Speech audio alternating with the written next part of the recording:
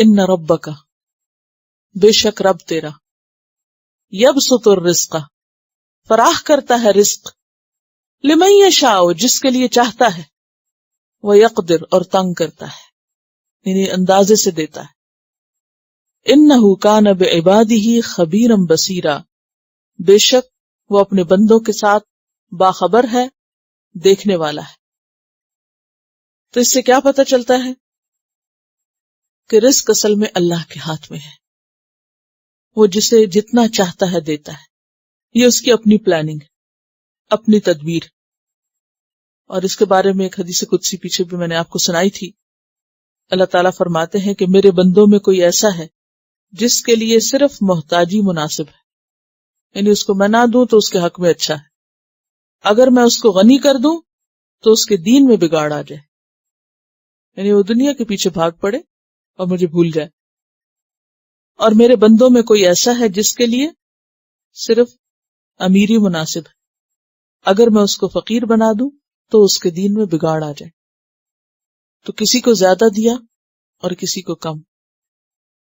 بعض اوقات آپ نے دیکھا ہوگا کہ ایک ماں باپ کی اولاد ہوتی، ایک کے پاس بہت ہوتا ہے، اتنا کہ سنبھالا نہ جائے، اور دوسرا پائی پائی کا محتاج ہوتا ہے، یعنی ایک ہی خاندان کے اندر دونوں طرح کی مثالیں نظر آتی ہیں۔ تو یہ کیوں ہوتا ہے؟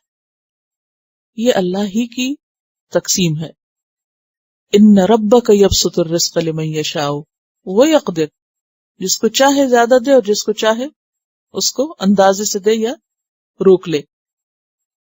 اب بات یہ ہے کہ اس کا پچھلی آیات سے کیا تعلق ہے؟ پیچھے کہا گیا نا کہ اگر تم نہ دے سکو تو پھر نرم بات کر دو۔ اچھا، بعض اوقات ایسا ہوتا ہے کہ انسان خود بھی ضرورت مند ہوتا ہے اور کوئی اور بھی ضرورت مند ہوتا ہے، اپنی ضرورت بھی ایسی شدید ہوتی ہے کہ انسان کوشش کے باوجود دوسرے کو نہیں دے سکتا۔ مثلا اگر خدا نخواستہ کوئی بیمار ہے، اسے آپریشن کرانا یا کوئی ایسی علاج کرانا ہے، اس کو خود پیسوں کی ضرورت ہے، اگر وہ نہیں علاج کراتا تو کیا ہو سکتا ہے؟ اس کی جان کا خطرہ ہے یا اور زیادہ صحت کا خطرہ ہے۔ اتنے میں کوئی ایسا ضرورت مند سامنے آ جاتا ہے کہ اس کو بھی چاہیے۔ اب انسان کیا ہوتا ہے؟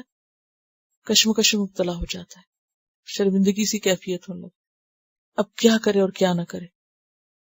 تو اس وقت کیا ہے کہ رب اپنے بندوں سے خوب باخبر ہے، خود پہ بھی خرچ کرو اور دوسرے کو بھی دو، جتنا دے سکتے ہو دو، اور اگر اس سے زیادہ نہیں دے سکتے تو پھر ملال نہ کرو، ایسی گلٹ تمہارے اندر نہ آئے، ایسی شرمندگی اور ایسا احساس اور ندامت نہ ہو کہ انسان یہ سمجھے کہ وہ اگر اپنے پہ کچھ خرچ کر رہا ہے تو کیا کر رہا ہے؟ زیادتی کر رہا ہے۔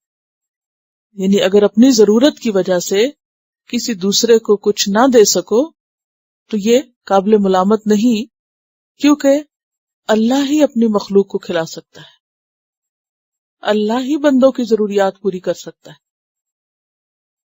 بعض اوقات آپ اپنی حیثیت کے مطابق اپنے بہن بھائیوں کا، رشتہ داروں کا خیال رکھتے رہتے ہیں، دیتے رہتے ہیں، کرتے رہتے ہیں، لیکن اس کے باوجود وہ ان کو پورا نہیں پڑتا۔ پھر کیا ہوتا ہے؟ پھر انسان سوچتا ہے کہ شاید یہ میرا قصور ہے، میں نے کوئی غلطی کی ہے یا میں نے زیادتی کی ہے کسی پر۔ ایسا نہیں، یہ اللہ کی تقسیم ہی ایسی۔ اللہ نے جسے چاہا زیادہ دیا، جسے چاہا کم دیا۔ اگر اللہ نے آپ کو زیادہ دیا تو بھی یہ اللہ کی تقسیم تھی، آپ کا کمال نہیں، اور اگر آپ کو کم ملا تو یہ بھی اللہ کا فیصلہ تھا۔ اپنے معاملے میں اللہ کی رضا پہ راضی رہنا چاہیے، اور دوسروں کو دینے کے معاملے میں اعتدال سے کام لینا چاہیے، دینا بھی چاہیے اور خود پہ بھی خرچ کرنا چاہیے۔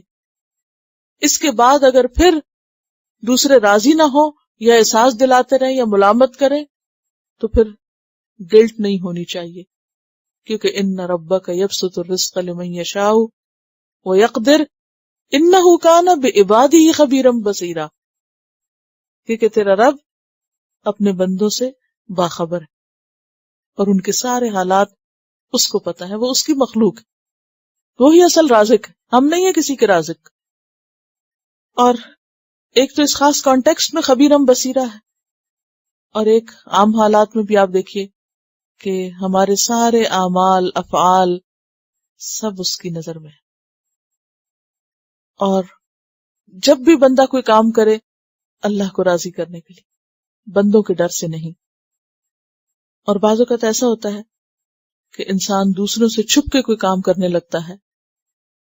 عبد القادر جیلانی کا ایک قول ہے کہ جب کوئی بندہ گناہ کرتے وقت اپنے دروازے کو بند کر لیتا ہے، پردے ڈال دیتا ہے اور مخلوق سے چھپ جاتا ہے، اکیلے میں خدا کی نافرمانی کرتا ہے، یعنی لوگوں کو نہیں پتہ چلنے دیتا، تو اللہ تعالیٰ فرماتا ہے کہ اے ابن آدم، تو نے اپنی طرف دیکھنے والوں میں سب سے زیادہ مجھی کو کمتر سمجھا، کہ سب سے پردہ کرنا ضروری سمجھتا ہے اور مجھ سے مخلوق برابر بھی شرم نہیں کرتا.